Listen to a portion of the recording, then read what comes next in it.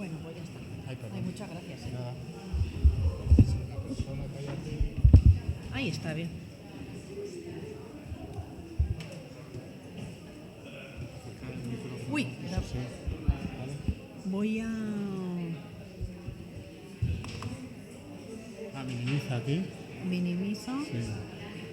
y... Y ahora desde aquí lo puedes. Sí, exactamente, y estamos en este. No, en este. En este que es el que luego ahora vamos a hacer. Vale, perfecto. Pues ya está, ¿no? Pues ya está. Empezamos. Hala. Venga. Pues... Buenas tardes.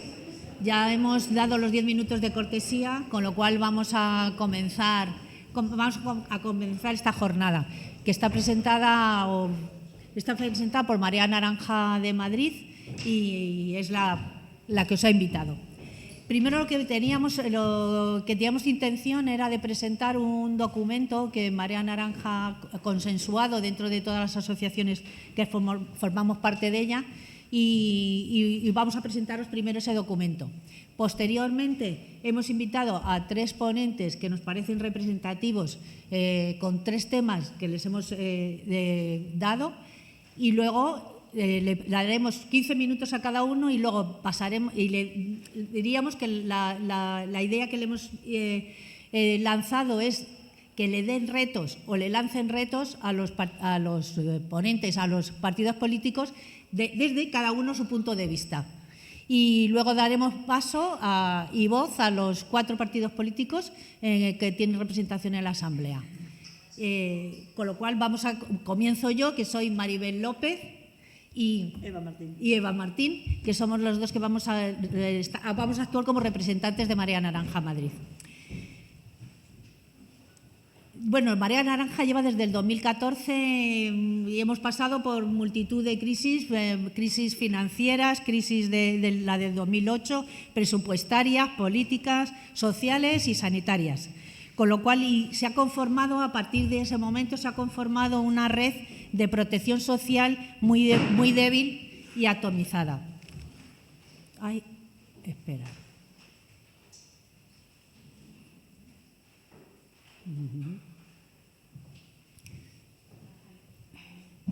Bajo.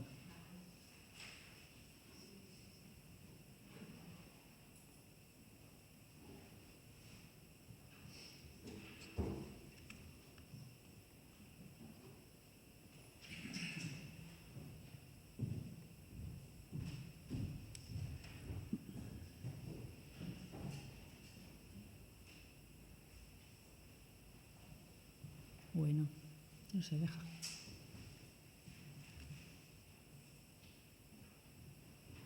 Vaya, por Dios. Vale, se ve bien. Ah, que se ve entero, como yo aquí lo veía mal. Vale, pues... y entonces nos hemos encontrado con una red atomizada, de protección social débil y atomizada, ¿vale? Nos hemos enmarcado en una situación totalmente diferente a las elecciones anteriores, con la nueva ley de servicios sociales que ha salido en diciembre en la Comunidad de Madrid. Por lo que desde Marea Naranja nos hemos vuelto a posicionar nuevamente en defensa de lo público como garante de derechos, y volvemos a plantearnos desde ese punto de vista nuestros principios básicos.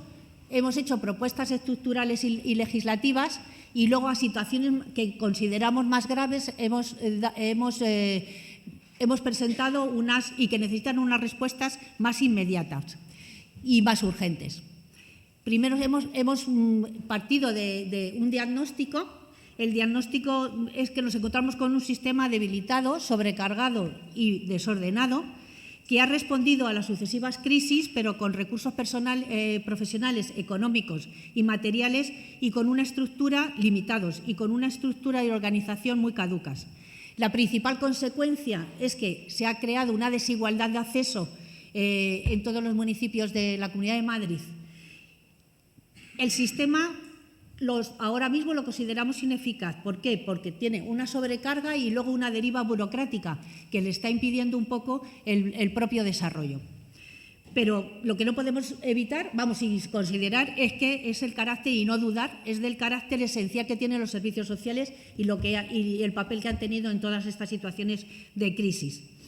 Y el papel de los equipos profesionales. Los equipos profesionales son la capacidad de resiliencia, de contención y de transformación que ha mantenido el sistema, proviene de ese compromiso que han tenido los equipos profesionales. Y que en su mayoría, además, viven con unas condiciones laborales no muy buenas. Por otro lado, las entidades locales, que son la estructura básica de los servicios sociales, han sido la pieza clave del sostenimiento de ese sistema también, porque aunque han tenido unas competencias limitadas y una financiación estable e insuficiente, han sido precisamente esa clave. Otra de las características del diagnóstico es que seguimos manteniendo una confusión con el objeto de los servicios sociales, con el objeto de todo el resto de los sistemas de protección, de sanidad, seguridad social, educación, vivienda, y seguimos siendo el cajón desastre de las debilidades de los otros sistemas, los servicios sociales. Y luego destacar sobre todo una cosa muy clara con la aparición del ingreso mínimo vital, etcétera, de la grave situación de indefensión social y jurídica de la ciudadanía ante la garantía de ingresos y la cobertura de sus necesidades vitales. Hemos recogido una serie de datos. Los datos los recogemos o bien nosotros personalmente de lo que llevamos haciendo ya cuadros con los presupuestos, por ejemplo, los presupuestos que salen en enero de la Comunidad de Madrid, con los datos que salen mensualmente del Inserso, luego con el informe AROPE para los datos de pobreza, los que todos los meses salen también como renta mínima, de la renta mínima, y entonces… Además, a estos hemos añadido también los datos que la Asociación de Directores y Gerentes saca anualmente, y con lo cual hemos hecho un perfil de los datos así más generales. Aquí, aunque en el documento están más extendidos, aquí en el he recogido los más esenciales. Lo primero, el presupuesto, lo repetimos otra vez, del año anterior, son 2.190 millones. Representa el 9,5% del total del presupuesto de toda la consejería. El gasto por habitante es 324, que es inferior al del resto, es uno de los más bajos del resto de las comunidades autónomas. La asignación que se tiene presupuestaria para los convenios con las corporaciones locales, que ya os hemos dicho que consideramos que son la base, representan un 2,3% sobre el total de todo el presupuesto de servicios sociales. Y además también indicar que de este presupuesto el 20% representa aportaciones del Ministerio de Derechos Sociales, de la Comunidad y los fondos sociales europeos y de los planes de recuperación y resiliencia. Por el índice DEC que saca la Asociación de Directores y Gerentes de 2021, la Comunidad de Madrid la valoran como en irrelevante con 3,07 puntos. En estos, tiene, por ejemplo, ellos sí que funcionan, los datos que sacan son sobre gasto efectivamente realizado. El gasto por habitante es de 357, el gasto total del Estado es de 446. La relación, y respecto a la relación con el PIB regional, es de 1,04 en la Comunidad de Madrid. En general, la media es de 1,88, o sea que estamos por debajo. La financiación, por ejemplo, local, la de la Comunidad de Madrid es de 22,65 y, sin embargo, la general como media general de España es el 30%. En esta valoración que hacen, sobre todo lo que hacen más relieve es que es un desequilibrio entre la relevancia económica y la cobertura de prestaciones. Hay, por ejemplo, un dato en los profesionales de referencia. En Navarra, la atención primaria tiene un profesional por cada 739 habitantes, sin embargo, en la Comunidad de Madrid tenemos 7,5 veces más. Tenemos un profesional por cada 5.515 habitantes. Los datos de pobreza, es la tercera región con mayor índice de desigualdad. hay 1,45 millones de personas en situación de exclusión, de riesgo de pobreza y exclusión social, que representan el 21,6% de la población. Luego, en estado de pobreza severa hay 496.000 personas, ¿vale? De la población en general, el 13,4% de la población tiene gastos superiores de vivienda superiores al 40%. Ya sabéis que el 30% es un punto de referencia. El 13% tiene más de 40%. Si bajamos a población más pobre, ya se eleva a 58,8%, o sea, casi 60%. En la renta mínima, el presupuesto, en la renta mínima el presupuesto es de este año ejecutados de 19 millones. Las familias perceptoras son de 6.694. El ratio hay una paralización de las solicitudes de expediente y del incremento de extinciones y suspensiones como consecuencia de la introducción del ingreso mínimo vital. El ratio de cobertura es de 1,35 sobre la población.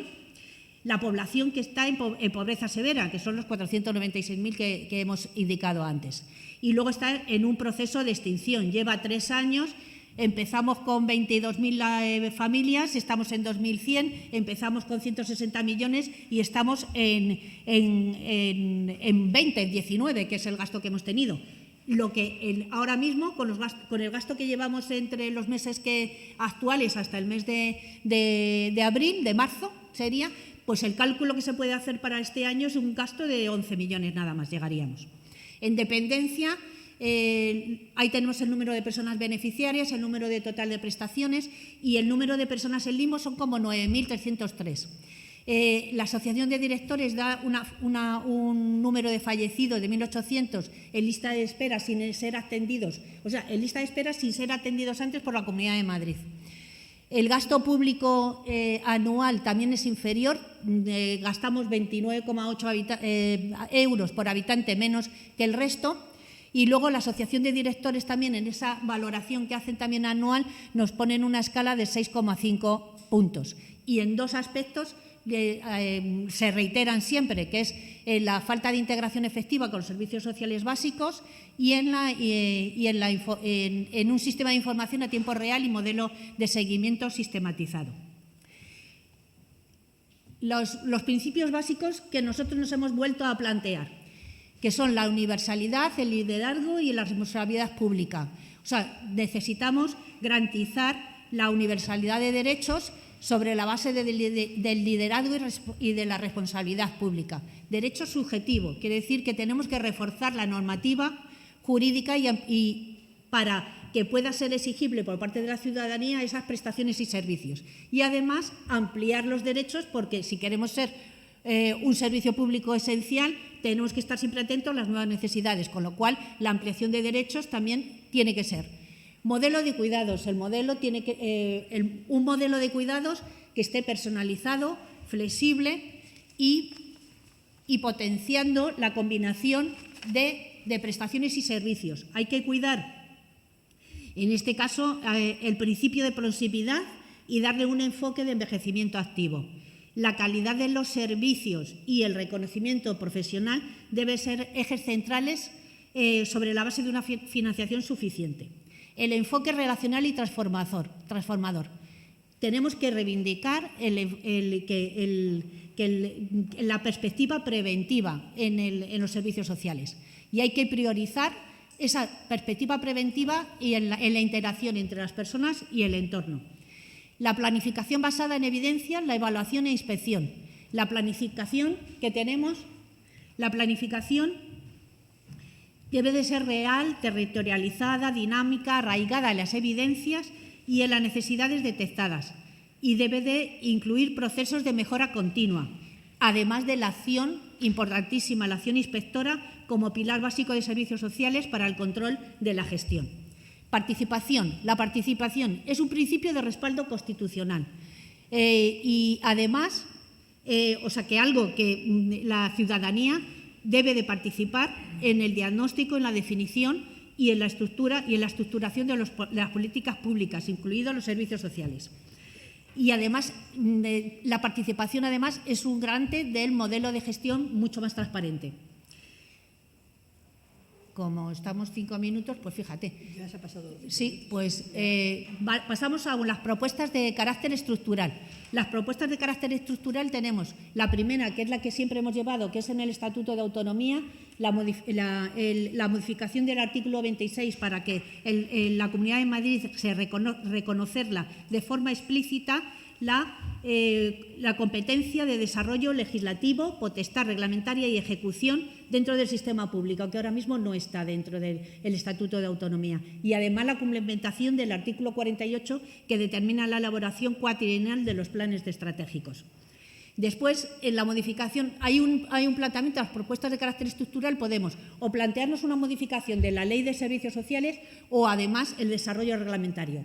La Ley de Servicios Sociales deja temas esenciales, 15 en concreto, al desarrollo reglamentario, con lo cual nos deja sometidas sin además control parlamentario, porque estos desarrollos reglamentarios están sujetos al Consejo de Gobierno, con lo cual no hay tampoco una participación, tampoco hay un calendario de este desarrollo reglamentario, con lo cual en podemos modificar la Ley de Servicios Sociales en aquellos temas que nosotros consideramos más esenciales. Por lo pronto, la de considerar los servicios públicos esenciales, los servicios sociales, que no está, ese es el primero.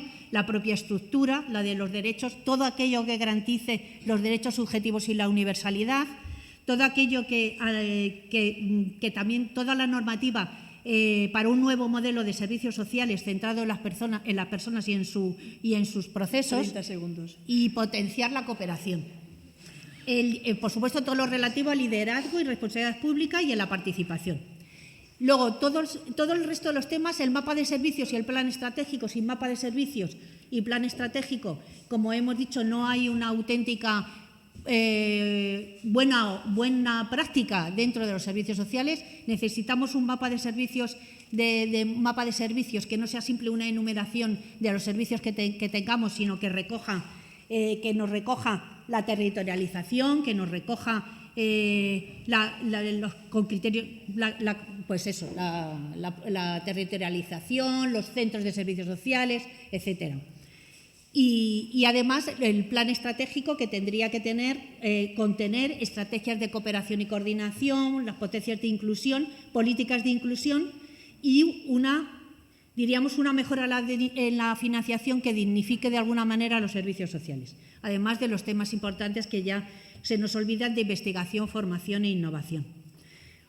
Se nos ha quedado, el desarrollo reglamentario incluye territorialización, o sea que no tenemos qué es la área básica, ni distrito, ni demarcación, ni zonas básicas, no tenemos tampoco los conceptos de espacios vulnerables, con lo cual en la reglamentación tenemos que perseguir esos temas. El catálogo de prestaciones y servicios que está saliendo ahora mismo no contiene cosas importantísimas como, por ejemplo, no contiene el carácter preventivo y comunitario, que es importantísimo, pero tampoco contiene, en la enumeración que ha salido de prestaciones, no comprende los servicios mínimos por población, los equipos de profesionales necesarios, la ratio de atención, los horarios de los servicios, el número de plazas, mecanismos de coordinación, ni indicadores de calidad, ni tampoco indicadores de evaluación. Con lo cual, es una simple enumeración. Importante que dentro de este catálogo entren el intento de armonizar los aspectos legales y procedimentales de las ayudas económicas de emergencia municipales, ¿vale? Luego, centros de servicios sociales y atención social. Necesitamos centros homologados, centros que sean un mismo modelo para todos los municipios. Un modelo que tenga una ratio de profesionales, que tenga equipos multiprofesionales, pero que además tenga incluido los ratios de profesionales y unos programas y servicios similares en todos los municipios y adecuados a las necesidades de la población, y que permita el acceso igualitario de toda la ciudadanía desde cualquier punto de la Comunidad de Madrid. Espacios de coordinación interadministrativa y con otros sistemas de protección. Es importantísimo los espacios de coordinación porque no solamente entre la atención social primaria y la atención especializada, que eso es lo que da es continuidad al proceso de intervención con las personas y las familias y las comunidades, y luego además de mecanismos de planificación y colaboración y coordinación con otros sistemas, porque eso es lo que nos aseguraría la atención integral a la persona. Y luego el último es el Consejo de Servicios Sociales, que también es importantísimo, que también está pendiente de desarrollo reglamentario y que es la base de la participación también. Y aquí hemos introducido una cosa nosotros, que es una nueva ley de derechos vitales en la Comunidad de Madrid. La dispersión de las ayudas económicas que hay, y esta va a ser una ley transversal, quiere decir que en ella se incluirán no solamente la ley de emergencia municipal, las leyes de emergencia y de urgencia, sino ayudas para necesidades alimentarias, de circunstancias sobrevenidas, de vivienda, educativas, de accesibilidad y movilidad, o simplemente la de acceso al espacio digital. Diríamos una ley que englobe y que asegure que las prestaciones sociales son exigibles y reclamables, con presupuesto abierto y alejándose de elementos discrecionales como si este año lo hacemos tal o lo hacemos de otra manera, sino que aportaría estabilidad, equidad y armonía para todo el sistema de servicios sociales. Después, la última es las propuestas inmediatas. Las propuestas inmediatas que estos son situaciones de urgencia y de inmediatez que tienen que ser, diríamos, por la situación que estamos viviendo. La primera que nos hemos planteado es que nunca llegamos a ser el 10% del presupuesto los servicios sociales. Así que hemos dicho, bueno, ¿por qué no nos planteamos que el presupuesto de servicios sociales pueda llegar al 12% sobre el presupuesto total de la Comunidad de Madrid? El segundo punto importante es las ayudas de emergencia y urgencia fuera de la ley de subvenciones. Es un caos, o sea, las ayudas de emergencia y urgencia son el 50% del trabajo de los centros de servicios sociales y de los municipios, con lo cual necesitamos sacarlas de la ley de subvenciones y darles y que tengan su verdadero objetivo, que es la inmediatez y solucionar un problema que es urgente. La tercera sería la firma de convenios con los municipios, porque seguimos opinando que los municipios son el centro y la base, y entonces tenemos que aumentar el presupuesto, tenemos que incluir recursos humanos multidisciplinares y también los equipamientos, porque nos estamos quedando cortos en los municipios, si aumentan no cabemos. Y entonces, de ese 2,3% que tenemos, que es el dinero que se asigna a la atención primaria, pues elevemos por lo menos al 5% la asignación a la atención primaria dentro del propio presupuesto. La emergencia y la urgencia social. Conseguimos que entrara definida dentro de la ley, que no fue al principio, pero se entró definida, con lo cual ahora tiene que desarrollarse la red comunitaria, y uno de los principales temas más importantes es las plazas insuficientes para las personas sin hogar. La quinta sería una propuesta de valoración de dependencia y discapacidad en 3 meses, el acceso directo a las prestaciones asignadas y las listas de espera, intentar tener el objetivo de liquidación de esas listas de espera. Un tema que lo dejamos muy siempre detrás, pero es importantísima, la protección de la infancia. Tenemos dos cosas importantes ahora mismo a la vista, que son la aplicación de la LOPIBI y la Ley de Garantía, que acaba de salir ahora mismo en el 2003, en abril. Esas dos son dos temas muy importantes que van a generar importantes cambios en la política sobre protección a la infancia. Sobre la protección a la infancia, y además aquí habría que añadir que además de salud mental y todo, que eso lo tenemos en el documento, pero sí los servicios sociales municipales tienen un gran reto en estos, les dan un protagonismo mucho más superior al que tenían hasta ahora en las situaciones de riesgo, de declaración de riesgo de las familias y todo lo demás, con lo cual los municipios necesitan que les apoyen, porque necesitan hacer ese papel y necesitan unos apoyos financieros y etcétera, y tenerlos en cuenta. La garantía de ingresos, sobre todo la renta mínima complementaria, ¿vale? Seguimos manifestando que la renta mínima es importante, es su doble objetivo, como garantía de ingresos y como derecho y como inclusión. El carácter subsidiario complementario, el planteamiento es que llega a 795 euros, como objetivo de cumplimiento de la Carta Social Europea, que tenga complementos, desarrollar complementos, desarrollar políticas de inclusión, medidas de inserción social y laboral y, sobre todo, la coordinación interadministrativa estatal, autonómica, municipal, porque ahora mismo entre el ingreso mínimo, la renta mínima, las familias viven y los servicios sociales viven en un caos constante. Y esa coordinación es importantísima. El desarrollo de la red sobre la mujer y violencia machista, y la última es las propuestas que necesitamos tener, propuestas para otros sistemas, porque las condiciones que se viven en nuestras familias en los otros sistemas de protección generan en las familias vulnerables, generan situaciones mucho más vulnerables.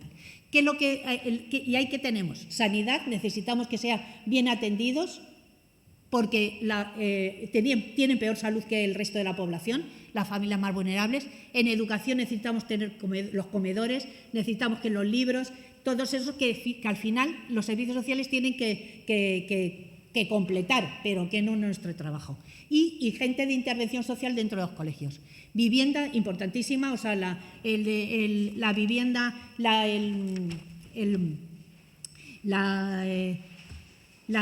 exclusión residencial. La exclusión residencial es importantísima en las familias vulnerables y para nosotros una buena política de vivienda social para servicios sociales es muy importante.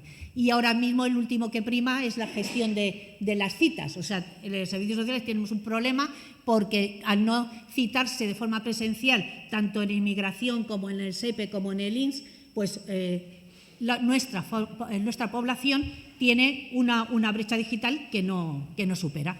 Y entonces, en esa gestión de citas también necesitamos que vuelvan a ser presenciales.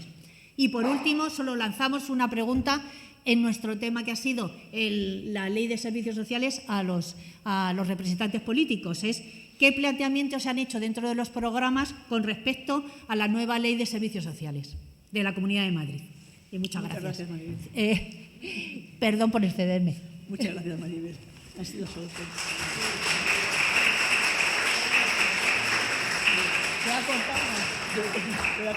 Vale. Bueno, pues ahora vamos a continuar con la ponencia de los tres técnicos que han tenido el agradecimiento de venir aquí a acompañarnos para plantear los retos en 15 minutos cada uno, que son Pedro Cabrera, Lola Perea y Pedro Fuentes. ¿Me bajo?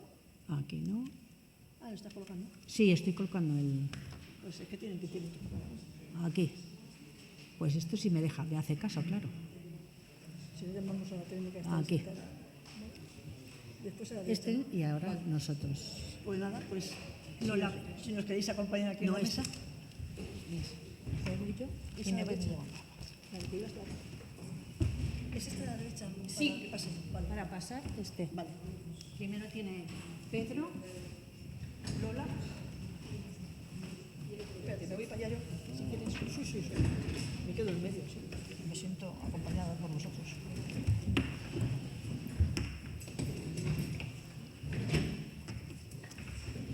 Pues paso a presentar a Pedro Cabrera. Perdón, Pedro José. Pedro José Cabrera, doctor en Sociología por la Universidad Autónoma de Madrid. Actualmente está jubilado desde el pasado mes de agosto del 22. Felicidades, Pedro. Ha sido director de la Escuela Universitaria... ¿Se me oye más? Vale. ¿Así mejor, Ricardo? Gracias, Ricardo. Ha sido director de la Escuela de Trabajo Social de la Universidad de Comillas, catedrático de la Facultad de Ciencias Humanas y Sociales del Departamento de Sociología y Trabajo Social, especialista en temas de exclusión y marginación social, realizando estudios y publicaciones en investigaciones para diversos departamentos de la Administración Pública y para entidades sociales y empresariales, y colabora con diversas asociaciones y colectivos en proyectos de trabajo social con grupos de excluidos. Es de excluidos en prevención y en intervención comunitaria. Adelante, Pedro, 15 minutitos. Muchas gracias. Gracias y enhorabuena por venir aquí. He contado 46 personas, teniendo en cuenta que Madrid son millones de habitantes y pensando que por cada uno de los que están aquí hay 10 que no han podido venir y hubieran querido, digamos que somos 460, 500 personas. No está mal, pero somos más marejadilla que marea, ¿eh? ¿Se oye muy bajo? ¿Sí? ¿Eso de qué depende? ¿De la mesa de mezclas? No. Más cerca no puedo estar, ¿sí? ¿Así? ¿Pero no golpea cuando hablo? ¿Sí? Bueno, venga. Bueno, digo que venimos a estar implicados 500 personas en esto, ¿eh? Sobre varios millones que somos en Madrid, pues bueno, vamos a dejarlo en... Como esto tiene un sentido que es ante las siguientes elecciones, el 28M, que además de las autonómicas son las municipales, me parece a mí que de alguna forma podemos ser testigos en propia persona de la defección política de la ciudadanía, ¿eh? Yo, aparte del currículum ese que he mandado, el dato más importante es que soy pensionista, soy alcalde en un pueblo de Madrid, con lo cual quiero reivindicar la política en el sentido clásico y la política en el sentido más moderno, y además reivindicar sobre todo el municipalismo como vía privilegiada para allanar, prevenir, combatir y solventar los problemas que tienen que ver con la dificultad social, con la vulnerabilidad. Lo que pasa es que los municipios, desde la desamortización para acá, están en la ruina más absoluta y además en una situación de dependencia enorme, no solamente económica, por las múltiples estructuras jerárquicas que hacen que la política municipal quede condicionada por factores que no son relevantes para las dinámicas locales entre vecinos. Yo creo que quien más, quien menos, y más allá de coloraturas políticas, derecha, izquierda, centro, si es que el centro existe,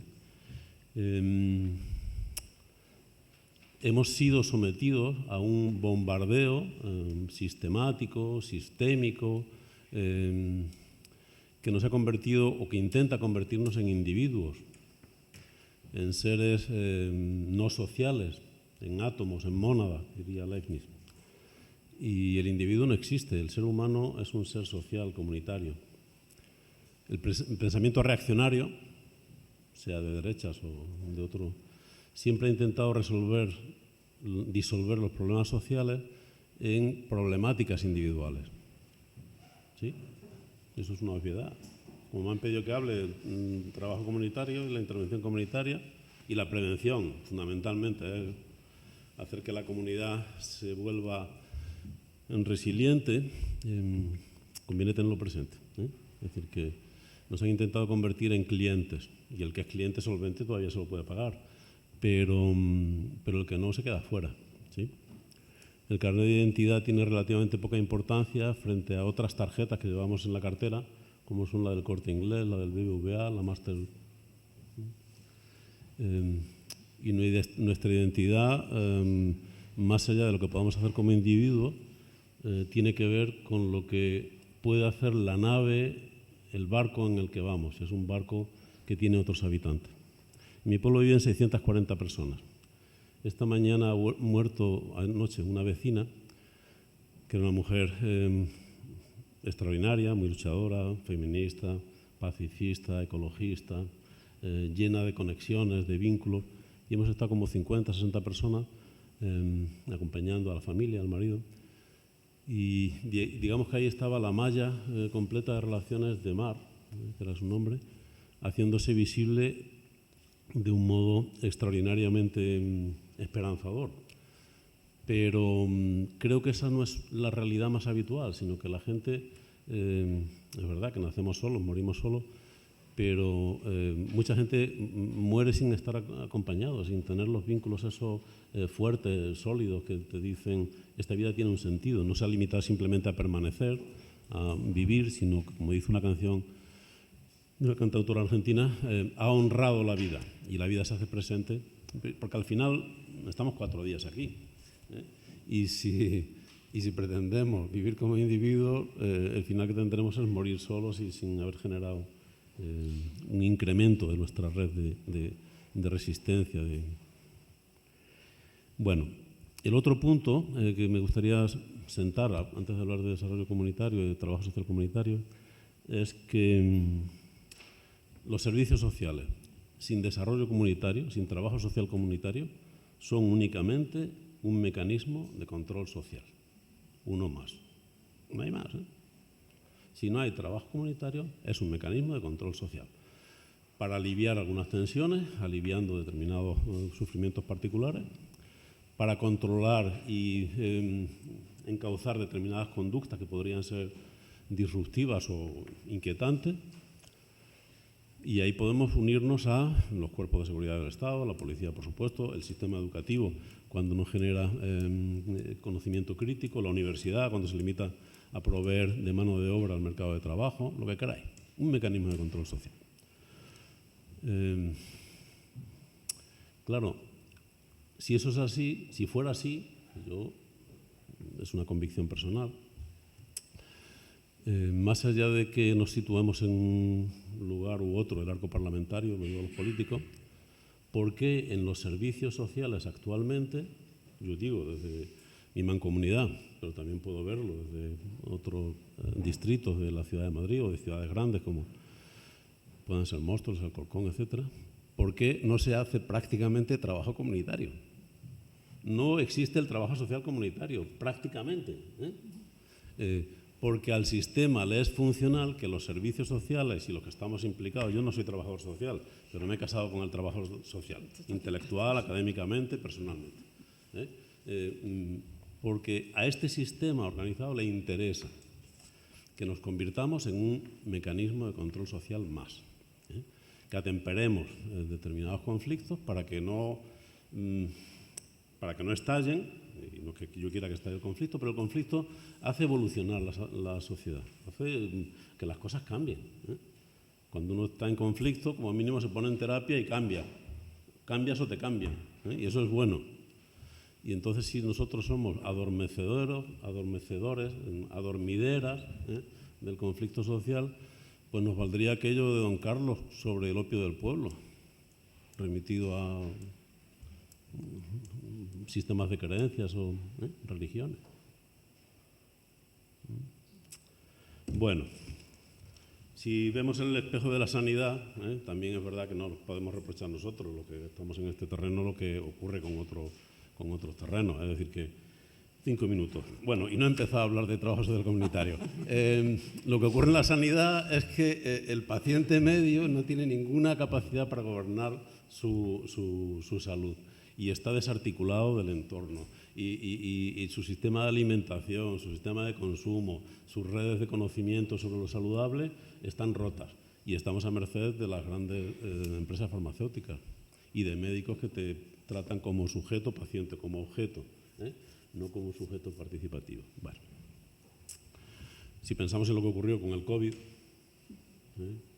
pues ahí se echa de menos la presencia de vínculos y de comunidades fuertes que te ayuden a resistir en situaciones críticas.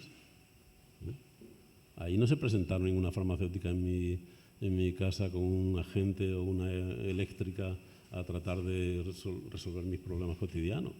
Fueron los vecinos los que me apoyaban. Y en el caso de los ayuntamientos pequeños, como los concejales y los alcaldes, no cobramos un duro por los que nos echamos a la calle a repartir las tareas de los niños o a llevar no sé qué cosa a las personas mayores. Lo comunitario es lo que nos salvó en cuanto al sentido vital, ¿sí? Bueno, ¿qué se requiere para el trabajo comunitario? Si es que es verdad que no se hace, ¿no? Pues yo creo que se requieren fundamentalmente 4 cosas. 3. Recursos, pero eso es tan...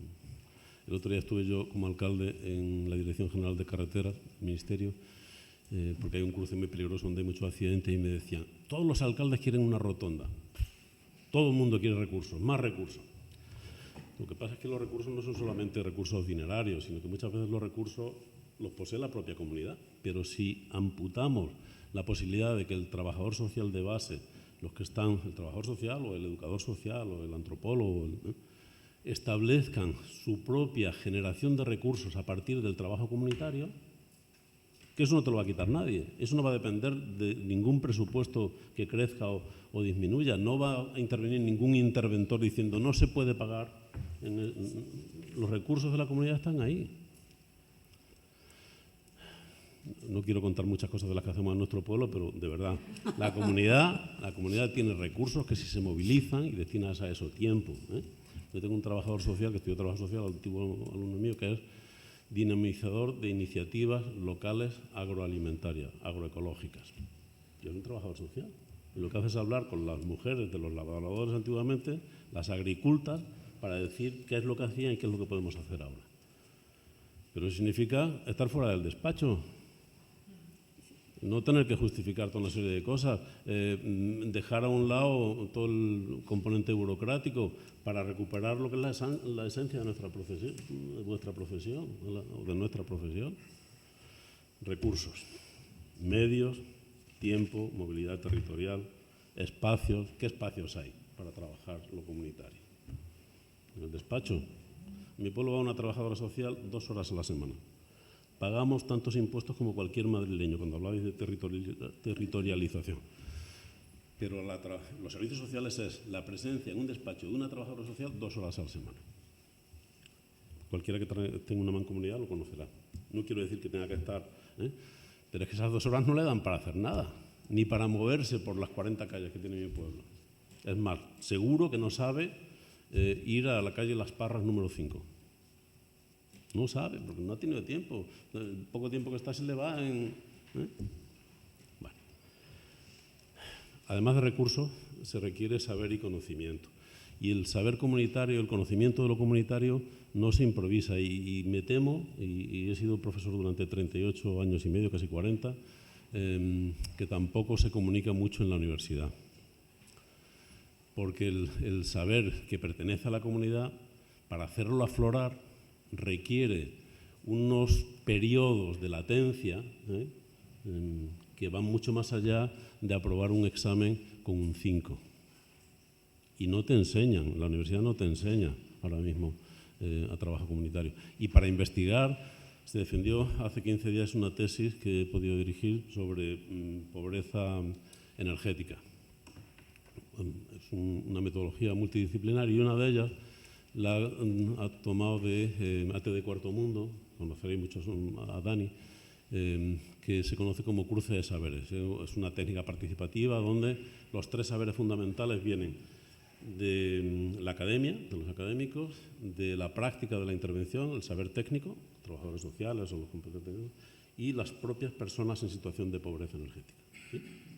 Bueno, hacer emerger el saber que permite sobrevivir a los pobres, a los vulnerables, a los hogares en pobreza energética, para que sea capaz de ponerse a la par del saber de un técnico de Iberdrola, titulado en ICADE, o de un trabajador social, requiere muchísimo tiempo, y moverse en espacios que no son los habituales en la administración.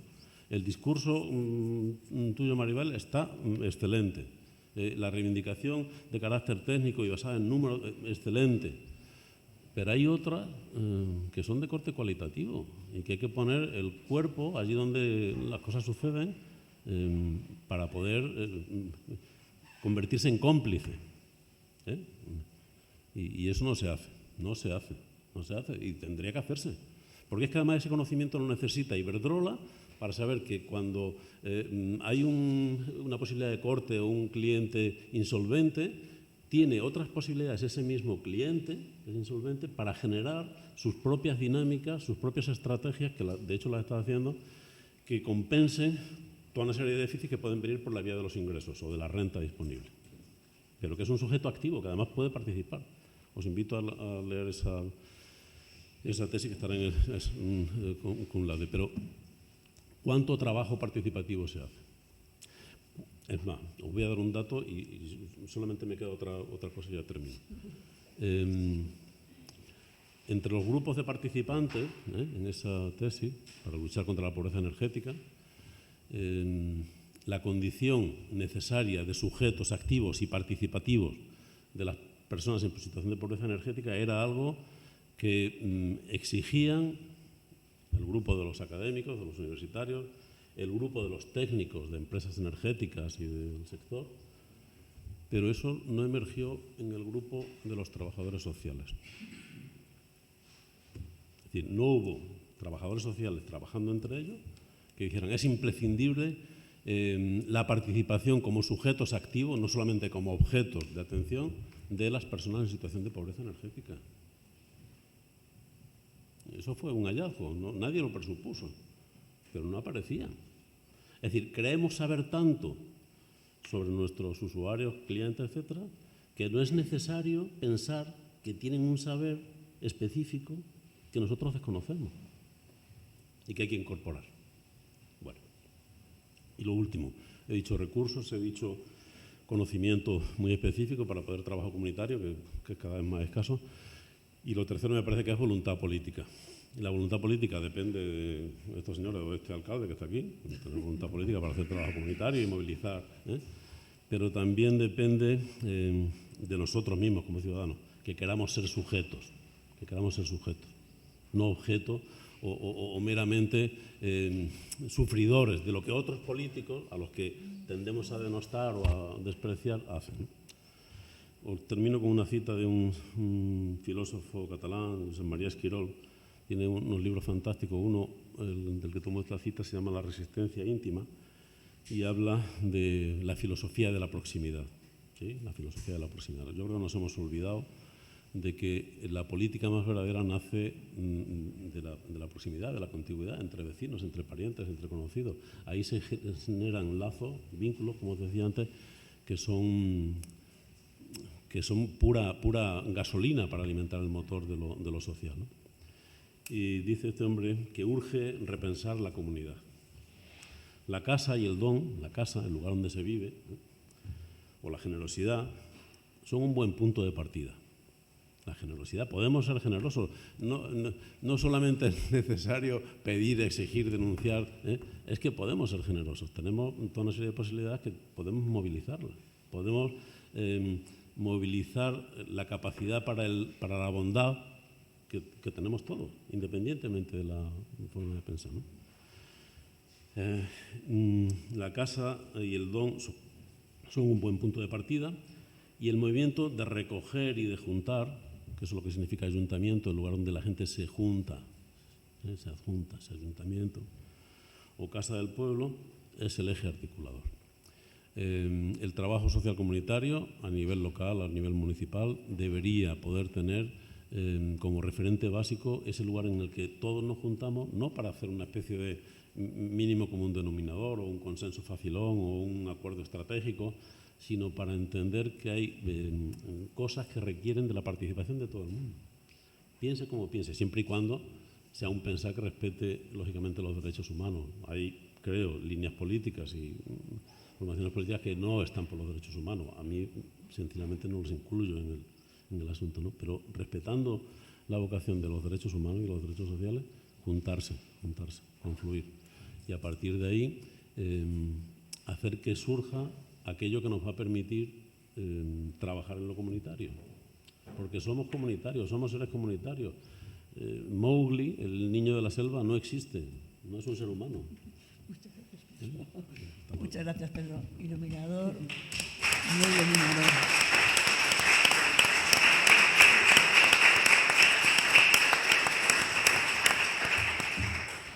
Me podía pasar años y años escuchándote, qué pena no haber dado tus clases contigo. Bueno, Lola Perea, trabajadora social desde el 1989 por la Universidad Pontificia de Comillas. Su actividad profesional la desarrolló en servicios sociales municipales con distintas funciones en los programas existentes. Hablo deprisa porque es importante que conozcamos a Lola, pero no quiero quitarle tiempo después de su tal. Entonces, si me estoy atropellando es porque no quiero quitar más tiempo que un segundo. Actualmente es coordinadora de un centro de servicios sociales de atención primaria. Experiencia en cooperación internacional en distintos países de Latinoamérica, posgrado en planificación y gestión de lo social, experta en intervenciones de familiares sistémicas, con formación en técnicas terapéuticas y humanísticas, diplomada en la Gestal, y temas específicos de trabajo social con menores, con jóvenes, intervención en redes, control de calidad de bienestar social y administración local. Lola. Muchas gracias. 15 minutos. Muchas gracias. Retomo un poquito algunas de las cosas que ha dicho Pedro. Yo quiero empezar la exposición de algunos retos que tengo previstos para los participantes políticos haciendo un poco un diagnóstico de dónde venimos en este momento donde estamos en los servicios sociales. Y a mí me gusta reconocerlos como esenciales para mantener no el control, que no me gustaría que fuera así, sino la cohesión social de una comunidad. Los servicios sociales desempeñamos un papel central en la construcción del estado de bienestar, porque tenemos como fin garantizar la dignidad de la persona, asegurando su subsistencia, su autonomía, todo lo demás, pero removiendo para ellos los obstáculos que tienen y compensando los déficits de apoyo personal, familiar, social y estimulando capacidades y actitudes de relación interpersonal y de integración social. Por eso somos esenciales para la construcción de un estado de bienestar. Sin embargo, desde el 2007-2008, ya lo apuntaba Maribel, se ha producido un progresivo asistencialismo de la protección social y esto ha tenido un impacto relevante en los servicios sociales municipales, sobrecargándolos de la gestión de multiplicidad de ayudas y subvenciones, que es a lo que nos dedicamos ahora, con el objetivo de paliar situaciones de urgencia como alimentos, ropa, vivienda, suministros, etcétera. A ello contribuyó mucho la aparición de la gestión del Banco de Alimentos y de todas las entidades sociales que aparecieron a su alrededor y a los que la Administración, tanto local como autonómica, le dieron un papel relevante, no considerando la complejidad de las situaciones y no teniendo en cuenta el diagnóstico global de las necesidades.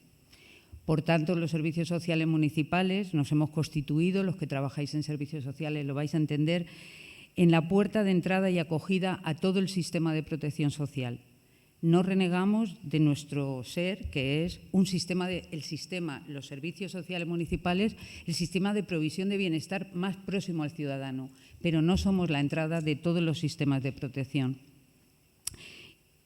Como somos la entrada, estamos respondiendo reactivamente a necesidades cambiantes, concentrando la atención en las necesidades más urgentes y olvidándonos de las situaciones de vulnerabilidad más estructurales y olvidándonos también de desarrollar acciones de carácter más preventivo o de respuesta temprana que la Ley de Servicios Sociales, la reciente Ley de Servicios Sociales de la Comunidad de Madrid, nos confiere.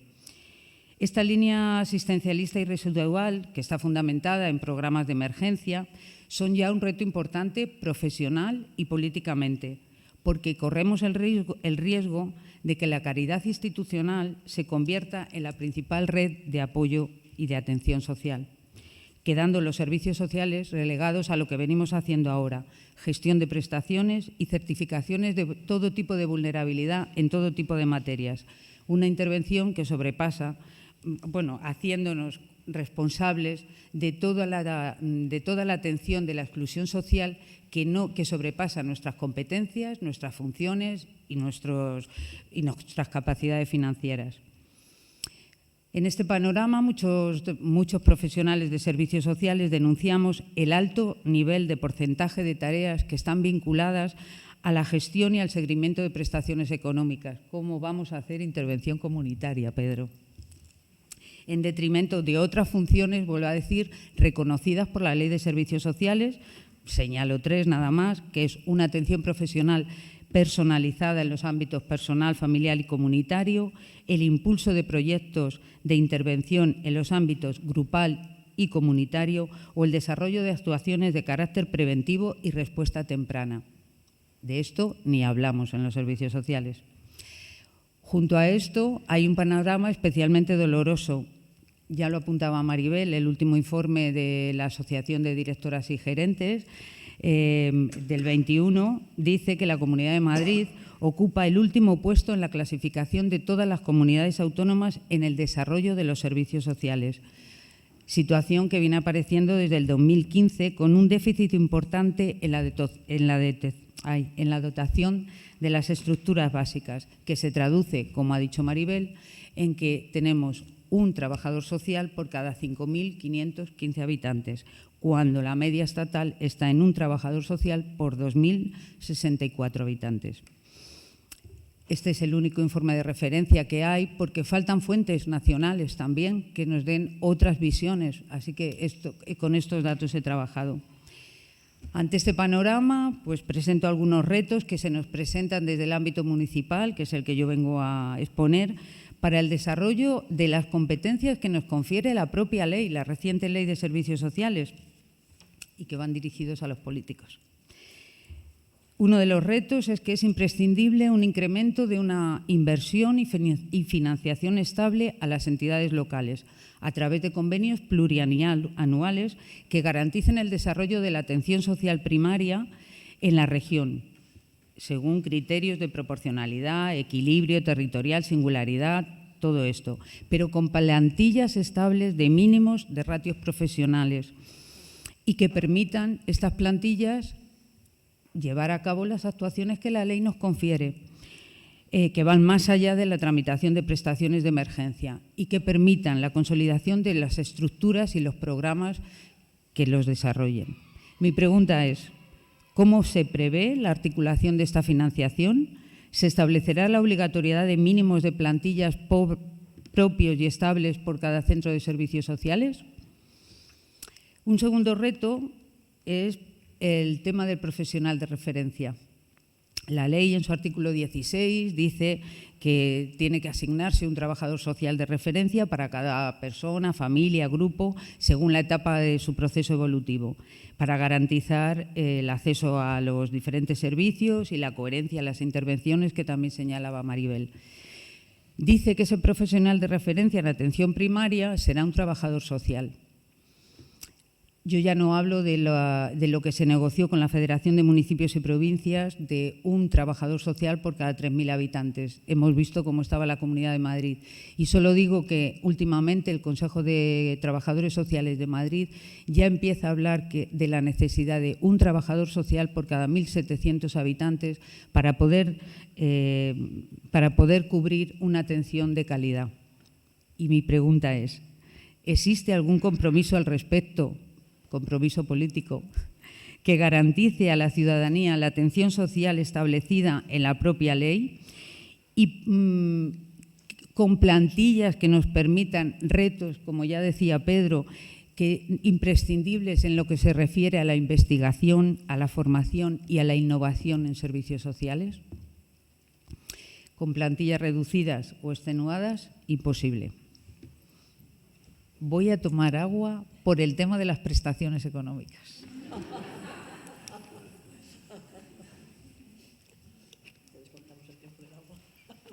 Es que es un temazo. En relación a las competencias de las prestaciones económicas, entendiéndola como una más de las competencias que tenemos en servicios sociales, no la única, pero es tan importante que he querido expresarla. Se hace imprescindible, lo señalaba también Maribel, armonizar los aspectos legales y procedimentales que están vinculados a las prestaciones económicas que se gestionan desde los servicios sociales municipales. Una unificación de mínimos en una comunidad que es uniprovincial. No es posible que a 9 kilómetros de diferencia, yo vivo en un municipio que está a 9 kilómetros de otro, las personas estén recibiendo prestaciones diferentes, con criterios diferentes, con cuantías diferentes. Estamos en una comunidad autónoma uniprovincial, no multiprovincial. Esto sería facilísimo, ya lo señalaba Maribel, no quiero entrar más, pero con el establecimiento de unos mínimos dentro de las ordenanzas, de los procedimientos municipales. Hablo de esto, pero hablo también, entraré más tarde, en los servicios de proximidad como la teleasistencia o la ayuda a domicilio. No puede ser que un ciudadano que viva en Madrid y se cambie a Colmenar tenga condiciones diferentes, en el caso de ayuda a domicilio o teleasistencia para no dependientes, tenga condiciones diferentes de acceso a estos servicios. Y mi pregunta es, ¿existe alguna propuesta al respecto de armonizar esto? Aprovecho la ocasión, también lo señalaba Maribel, en este punto para reclamar y reivindicar la modificación legislativa que sustente la gestión de las prestaciones económicas, es decir, que dejen de regirse por la ley de subvenciones, que sean de verdad las prestaciones de emergencia un instrumento ágil y eficaz para situaciones de urgencia social. Y reclamo, por tanto, la consideración que por primera vez durante el estado de alarma tuvo el diagnóstico profesional como base para las prescripciones de las prestaciones económicas de emergencia. No quiero entrar mucho más ahí porque es un tema más específicamente profesional, pero no quería dejarlo. Se necesita también dar valor a las alternativas, otro reto, a las alternativas y servicios de proximidad a la ciudadanía. La gestión de servicios como la teleasistencia y la ayuda a domicilio vinculados al sistema de dependencia han roto con estas alternativas de proximidad, generando confusión entre la población. Os lo imagináis, los que trabajáis en los ayuntamientos, al coexistir en un mismo territorio, dos prestaciones iguales, una dependiendo de teleasistencia, una dependiendo del sistema de dependencia y la otra de los ayuntamientos. No voy a entrar más, lo señalaba Maribel porque me quedan 5 minutos, pero la pregunta es: ¿existe alguna propuesta para aproximar la gestión y seguimiento del servicio de ayuda a domicilio y teleasistencia del sistema de dependencia en todos sus grados mediante su realización por las entidades locales? Y también aprovecho aquí para decir que la Comunidad de Madrid dio un paso atrás cuando eliminó la delegación de competencias en lo que era la valoración en las solicitudes y en las revisiones. Por otra parte, otro reto, el debilitamiento del plan concertado de estos últimos años ha ido distanciando a los servicios sociales municipales de la consejería competente en cada momento, de Comunidad de Madrid competente en nuestros temas. Hay la ausencia de liderazgo para construir referentes comunes, de criterios, etcétera. Se hizo muy patente durante el COVID y lo seguimos arrastrando ahora. Hay una descoordinación administrativa entre la Comunidad de Madrid en sus diferentes direcciones generales y las entidades locales. Especialmente grave con el tema de población dependiente, menores en situación de desprotección o personas con más dificultad para el acceso a las prestaciones económicas. Necesitamos mejorar la calidad y eficiencia en la actividad pública. Esto lo uno con, también lo apuntaba Maribel, con el desarrollo de la LOPIB y la Ley de Garantías de Comunidad de Madrid, que es un reto importantísimo para los municipios por lo que al riesgo, a la valoración y detección del riesgo se refiere y a la declaración. Nos hace falta un liderazgo en la comunidad que dé herramientas de valoración y evaluación conjuntas en todo el territorio. Esto no se puede dejar al criterio de los ayuntamientos y de cada una de las poblaciones. Y tiene que incorporarse la formación la obligatoriedad de la formación dentro del marco de los convenios de financiación. Muy sucintamente, no quiero olvidar el reto que tenemos al afrontar la gestión compartida de los fondos europeos que provienen del MMR y la dificilísima gestión de los fondos READ, quien los estéis gestionando. En la Comunidad de Madrid los han transferido a las entidades locales y esto está suponiendo un quebradero de cabeza impresionante para los servicios sociales municipales. Se ha perdido una ocasión inmejorable para haber homogeneizado la distribución de cuantías, de procedimientos en toda la región. Ahí lo dejo. Me quedo en el tintero muchas cosas, retos pendientes que quiero señalar simplemente por si los representantes políticos quieren recogerlo respecto al acceso y mantenimiento de la vivienda, a la inmigración, al sinhogarismo, a soluciones habitacionales de proximidad para personas con discapacidad, coordinación sociosanitaria, provisión de servicios sociales a través de la gestión directa por las entidades privadas, formación, innovación, modernización, etcétera. Pero quiero también decir que si entendemos que los servicios sociales son un elemento cohesionador de la sociedad local, necesitamos para ello el reconocimiento visible de los poderes públicos. Durante la pandemia y su finalización vimos en muchos municipios cómo los distintos gobiernos de administración local y autonómica premiaban públicamente a través de los medios de comunicación la labor de las entidades sociales que habían participado en la atención de las personas en situación vulnerable, permaneciendo en un segundo plano, cuando no en un total anonimato, los servicios sociales públicos. Reconocemos la importancia y el papel de las entidades sociales con las que desde el ámbito local mantenemos una excelente coordinación. Pero no podemos olvidar que son los servicios públicos los que responden al interés general, garantizando el reconocimiento de derechos a la ciudadanía.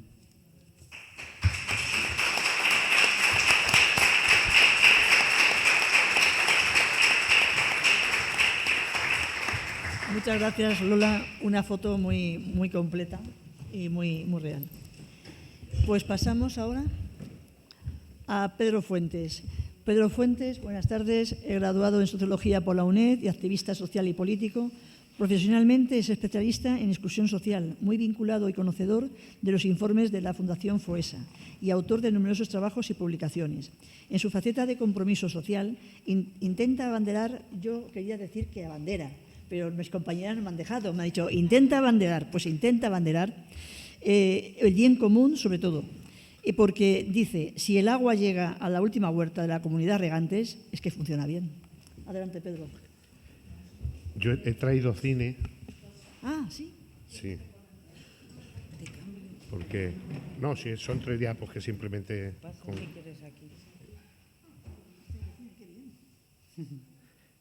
Es que, no hace falta, sí, son 3... Ahí está, muy bien.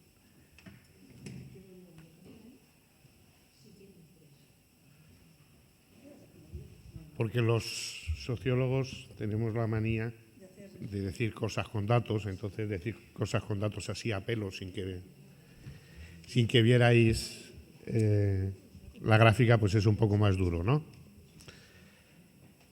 Esta gráfica que tenéis aquí nos habla de la evolución de la exclusión social en el periodo reciente de nuestra historia.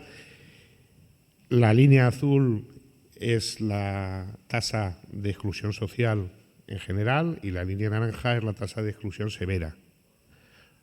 Todos estos datos que voy a daros están sacados de los distintos informes FOESA en el tiempo. Si hiciéramos este mismo ejercicio con los datos del INE, las curvas serían exactamente igual, pero los números serían más elevados.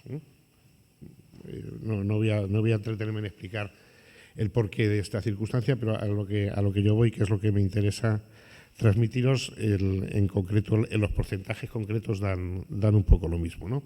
Os quiero situar en el 2007, en el que tenemos una tasa de exclusión social general del 16,4% o un 6,3% de exclusión severa. Estamos en el 2007, año en el que, bueno, pues estamos en plena euforia económica, atamos los perros con longaniza, aquí todo es maravilloso, y resulta que tenemos una sociedad que ha sido capaz de generar un 16% de exclusión social. Es decir, a veces esta sucesión de crisis que llevamos nos hace parecer que el fenómeno de la pobreza y de la exclusión social ha sido responsabilidad de las crisis. De eso nada. El fenómeno de la exclusión social y de la pobreza ya estaba aquí entre nosotros y estaba de una manera muy contundente. Si seguimos la evolución, vemos el 2009, 2008 entramos en la famosa y larga crisis financiera, lo que nos lleva a un pico en el 2013 del 25,3% de la población en situación de exclusión social.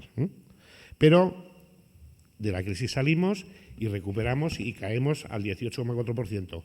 Ni siquiera en el proceso de recuperación somos capaces de reincorporar a toda la gente que había caído previamente, ¿vale? Y inmediatamente después entramos en la crisis COVID, donde otra vez se va a reproducir el fenómeno y el ciclo, pues con bastante probabilidad, y no me gusta ser agorero, se repetirá. Volveremos cuando volvamos a la recuperación, a haber dejado en la bolsa de exclusión social más gente de la que había antes de que empezara la crisis. Con este gráfico quería ilustraros eso que pone ahí en rojo. Más allá de discursos, más allá de deseos, más allá de muchas cosas, de hecho, estamos dejando gente atrás. La dinámica social que teníamos y que tenemos está dejando gente atrás. Está dejando gente atrás y eso es un signo, una señal, un indicador de una sociedad no del todo decente. Porque estamos hablando no de que hay más ricos, más pobres, no, estamos hablando de gente en situación de exclusión social, que no voy a entrar a definir en eso, pero que una sociedad decente no debiera de tener a nadie o a prácticamente nadie en una situación de exclusión social. No estoy hablando de riqueza, no estoy hablando de un conjunto de situaciones mucho más amplias. Bueno, una dinámica estructural, por tanto, que genera exclusión social y una dinámica estructural que es formalmente encargada a los servicios sociales, a ese pilar del estado de bienestar que nunca fue. Ese pilar del estado de bienestar que nunca terminó de montarse, ese pilar del estado de bienestar que si lo miramos como realmente es, más que un pilar, es una especie de viga que en la parte de abajo sustenta y recoge a modo de coche escoba los fracasos de todos los demás subsistemas de protección social. Fundamentalmente digo, si hiciéramos el dibujo, ese sería el que nos salía. Y este reto, esta realidad de estar dejando gente atrás, nos plantea, yo creo, como tres elementos que transformar en reto. El primero es decir, si estamos ante una situación estructural, no podemos pensar que toda la responsabilidad está o debe estar en un pequeño espacio, como sería el espacio de los servicios sociales. Los demás pilares tienen que hacer, y cada pilar tiene que ser capaz de hacerse cargo de sus propias inconsistencias, de sus propias gentes que no termina de integrar, de sus propias limitaciones para atender de manera justa, proporcional y adecuada a todos y cada uno y cada una de los ciudadanos y ciudadanas. Este estar dejando gente atrás con carácter estructural tiene que ver también con la necesidad de la intersectorialidad y de la coordinación arriba y abajo, en lo público, en las instituciones, en las consejerías, en los ayuntamientos, pero también en los territorios. No en todos, pero en muchos, por desgracia no en todos los territorios concretos hay presencia de un colegio, hay presencia más o menos de un centro de salud y hay presencia más o menos de un trabajador de los servicios sociales, en algunos sitios más menos que más, en otros, pero bueno. Abajo también es un espacio de coordinación que yo creo es una oportunidad que no se termina de desarrollar y una oportunidad maravillosa por lo concreto. Y, por supuesto, el reto está en desarrollar de una vez por todas y de manera definitiva ese pilar que hemos llamado los servicios sociales. Bueno, siguiente dato, estamos dejando gente atrás y la estamos dejando en una situación bastante fastidiada. Cuando hablamos de exclusión social, cuando el informe FOES habla de exclusión social, recoge estas 8 dimensiones que a su vez despliega en 37 indicadores concretos con los que construye, que no os voy a aburrir con los datos y con los porcentajes, simplemente que nos quedemos con esta cuestión de la complejidad de lo que hablamos cuando hablamos de exclusión social. Y con lo que son los datos de la última encuesta, que es del 2021, de cuáles son los hogares por acumulación de dimensiones que les afectan, ¿vale? Esos números que tenéis ahí son la cantidad de hogares y su situación en el rosco, pues es los primeros, el 1.082.000, son aquellos hogares que no están afectados por ninguna de las dimensiones de exclusión social, que es el lugar donde debiera estar la inmensa mayoría de los hogares. Y cuando digo la inmensa mayoría, digo la inmensa mayoría, porque no estamos hablando de los ricos, sino de gente a la que no le pasa nada que le sitúa en situación de exclusión social. Y bueno, si vamos recorriendo el gráfico, en una dimensión hay 796.000, con 2 dimensiones afectadas 419.000, hasta llegar al máximo de 5 o más dimensiones afectadas, situación en la que en 2021 había 71.867 hogares en la Comunidad de Madrid. Los datos anteriores eran de España, estos datos son de la Comunidad de Madrid. ¿Qué quiero poner de manifiesto con este dato? Pues que estamos abandonando, o sea, que se está quedando gente en el camino, en una situación de mucha complejidad que la dota a la situación de mucha consistencia interna y de mucha resistencia al cambio. Es una realidad que es difícil de abordar. La exclusión social no es una cuestión de una simple aplicación de una prestación, ni mucho ni menos, ¿no? Hay ahí un elemento, imaginar lo que supone cualquiera de estos hogares en los que hay un problema de desempleo a la par que un alcoholismo, a la par que un problema de violencia y a la par que una enfermedad crónica, y todo eso se da en el mismo hogar. Y esto no me lo estoy inventando, me estoy llevando a... Esto pasa hoy en 71.000 hogares en Madrid, hasta 5 dimensiones, ¿no? Bueno, por tanto, estaremos hablando de la complejidad de la intervención, lo cual lanza retos en la línea, vale, 5 minutos, ok, de la prestación, o sea, de qué tipo de prestación, de qué modelo de intervención desarrollan los servicios sociales, el reto de pasar de la prestación al acompañamiento y el reto de pasar de los estándares, de las cuestiones estandarizadas a la personalización.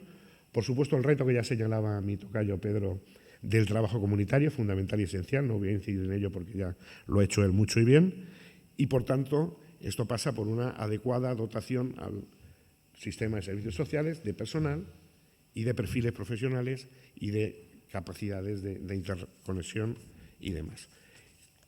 Y la última, muy rápidamente,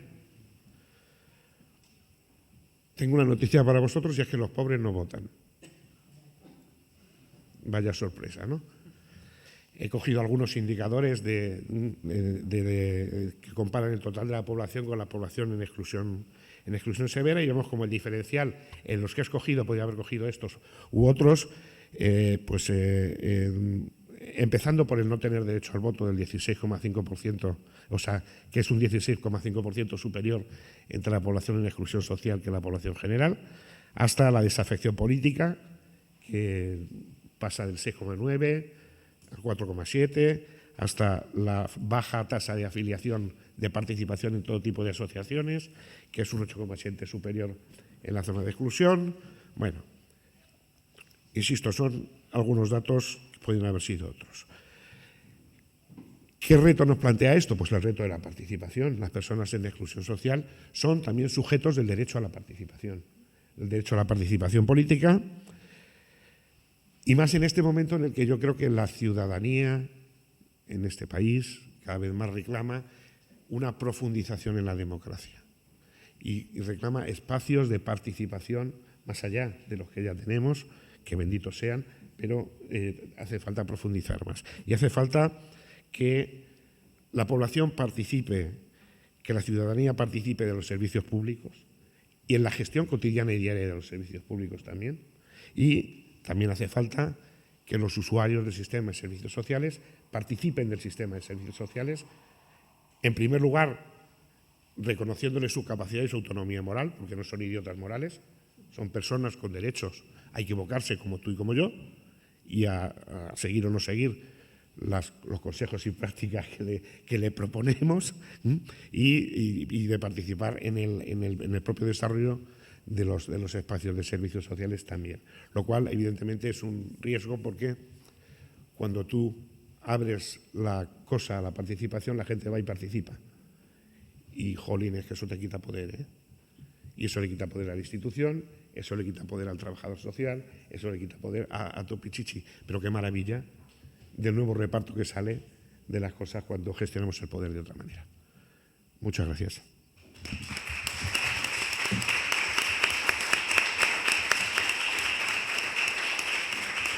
Muchas gracias, Pedro. Ahora vamos a dar paso, nos bajamos de la mesa y vamos a dar paso a los representantes